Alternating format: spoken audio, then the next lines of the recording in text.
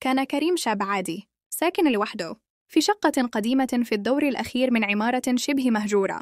المبنى مظلم والسلم بيصرخ مع كل خطوة، والأنوار أحياناً تطفي لوحدها. في البداية كان كل شيء طبيعي، لكن بعد أسبوع بدأ يلاحظ حاجة غريبة جداً.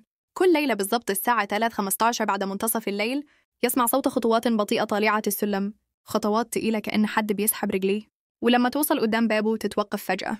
أول ليلة افتكر إنها صدفة، تاني ليلة فتح الباب بسرعة لكن الممر كان فاضي تماماً. الليلة الثالثة فضل يسمع من غير ما يفتح. المرة دي بجانب الخطوات كان في صوت تنفس تقيل واقف على الناحية التانية من الباب، وبعدها خبطتين خفيفتين كأن حد بيجرب يدخل. كريم توتر جداً وركب كاميرا صغيرة فوق الباب عشان يعرف إيه اللي بيحصل.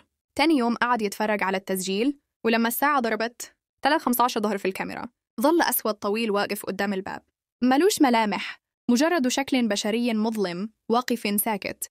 وبعد دقيقة اختفى فجأة كأنه دخان. كريم حاول يقنع نفسه إنها مشكلة في الكاميرا، لكن الليلة اللي بعدها وهو صاحي مرعوب ومستني رن تليفونه من رقم مجهول بالضبط.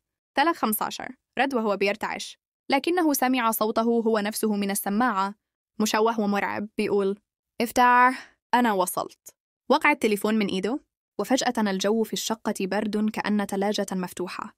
بعدها سمع صوت المفتاح بيتحرك في الباب من برا، مع إن مفيش أي حد ماسك المفتاح. آخر حاجة اتسجلت على الكاميرا إن الباب اتفتح ببطء وظهر ظل أسود بيمد إيده لجوه. من الليلة دي كريم اختفى ومحدش شافه تاني. بعد أسابيع واحد من الجيران الفضوليين دخل شقة كريم يشوف الحقيقة.